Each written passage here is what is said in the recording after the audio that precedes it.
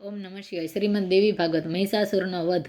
વ્યાસજી બોલ્યા, સૈનિકોની વાત સાંભળીને મહિષાસુરના ક્રોધની સીમા ન રહી. તેણે વિચાર્યું, હું પાડાના રૂપમાં છું, મારું મુખ કદરૂપું છે, મારા માથા પર શિંગડા છે. આ રૂપ જોઈને દેવી ચોક્કસ નિરાશ થઈ જશે. સ્ત્રીઓને પ્રસન્ન કરવા માટે રૂપ અને ચતુરતા અત્યંત આવશ્યક છે. આમ વિચારીને મહાબલી દાનવરાજે પાડાના સ્વરૂપનો ત્યાગ કરીને સુંદર પુરુષનું રૂપ ધારણ કરી લીધું. હવે તેના હાથમાં તમામ પ્રકારના આયુધો હતા. અભિમાનમાં ચૂર મહિષાસુર સેના સાથે લઈને ભગવતી જગદંબાની પાસે પહોંચ્યો. જ્યારે દેવીએ જોયું કે દૈત્યરાજ મહિષાસુર નજીક આવી ગયો છે અને ઘણા બધા વીર યોદ્ધાઓ તેની સાથે આવી રહ્યા છે, ત્યારે દેવીએ શંખનાદ શરૂ કરી દીધો. મહિષાસુર ભગવતીની પાસે આવી ગયો અને દેવીને કહ્યું, દેવી, આ જ જગત પરિવર્તનશીલ છે. સ્ત્રી અથવા પુરુષ જે કોઈ પણ આ જગતમાં રહે છે તે બધાના મનમાં તમામ પ્રકારના સુખ ભોગવવાની ઈચ્છા રહ્યા કરતી હોય છે. ઇન્દ્ર વગેરે બધા દેવતાઓ યુદ્ધમાં મારાથી પરાજિત થઈ ચૂક્યા છે. આ સમયે મારા મહેલમાં જેટલા દિવ્ય રત્ન છે તે બધાનો ઉપભોગ કરવા તમારા માટે સરળ છે. સુંદરી, હવે તમે મારી પાટરાણી બનવાના પ્રસ્તાવનો સ્વીકાર કરો.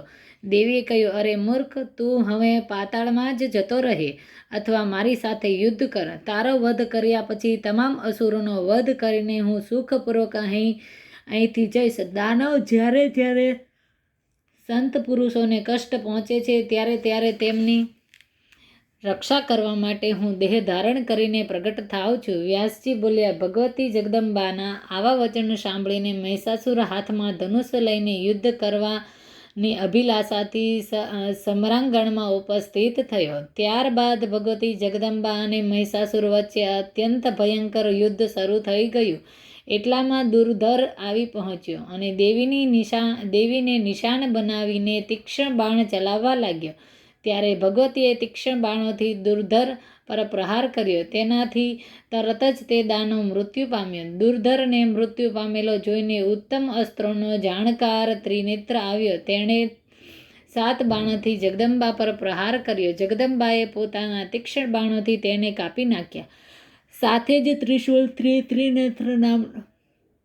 ત્રિનેત્રનો નાશ કર્યો. આ જોઈને તરત જ અંધક આવી પહોંચ્યો. તેની સાથે લોખંડની ગદા હતી. તેનાથી અંધકે સિંહના માથા પર પ્રહાર કર્યો. સિંહે ક્રોધે ભરાઈને તેને નખોથી ચીરી નાખ્યો અને તેનું માંસ ખાવા લાગ્યો.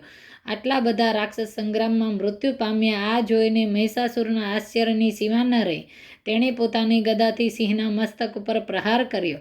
હવે તો સિંહ અત્યંત ક્રોધ થઈ ગયો હતો, એટલે પોતાના નખોથી તે મહાદાનવને ફાડી નાખવા માટે તત્પર થઈ ગયો. ત્યારે મહિષાસુર પણ પુરુષનું રૂપ ત્યાગીને સિંહ બની ગયો અને તેણે દેવીના સિંહને નખોથી ચીરવાની ચેષ્ટા શરૂ કરી.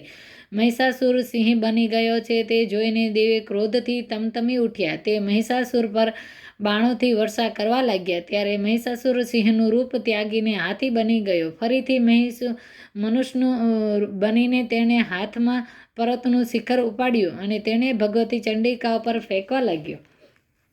ત્યારે સિંહ ઉછળ્યો અને ફરીથી ગજરાજ બનેલા મહિષાસુરના મસ્તક ઉપર ચડી ગયો અને નખથી તેને ફાડવા લાગ્યો.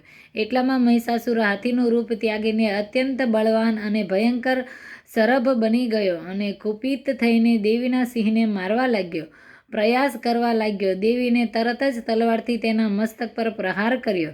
તેણે ફરીથી પાડાનું રૂપ ધારણ કરી લીધું અને શિંગડાથી દેવીને મારવા લાગ્યો. વ્યાસજીએ કહ્યું, ભગવતી ચંડિકા તે જ ક્ષણે ત્રિશૂળ ઉગામીને મહિષાસુર ઉપર ત્રાટક્યા. તે દુરાત્માની છાતી ઉપર બળપૂર્વક ધારદાર ત્રિશૂળથી પ્રહાર કર્યો. ઈજા થવાથી મહિષાસુર ભૂમિ ઉપર ઢળી પડ્યો. એક મુહૂર્ત સુધી તે બેભાન પડ્યો રહ્યો.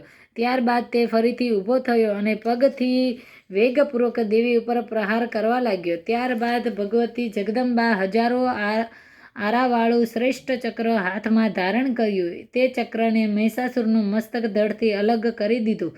રાજન, ક્રૂર મહિષાસુરનો વધ થવાથી બચી ગયેલ બાકી બધા દાનવો ભયથી ત્રાહિમામ પોકારી ઉઠ્યા. તે બધા પાતાળમાં જવા ભાગી છૂટ્યા. વ્યાસજી બોલ્યા, મહિષાસુરનો વધ થયેલો જોઈને ઇન્દ્ર વગેરે તમામ દેવતાઓના મનમાં અપાર આનંદ થયો. તે બધા દેવો ભગવતી જગદંબાની સ્તુતિ કરવા લાગ્યા. ઓમ નમઃ શિવાય.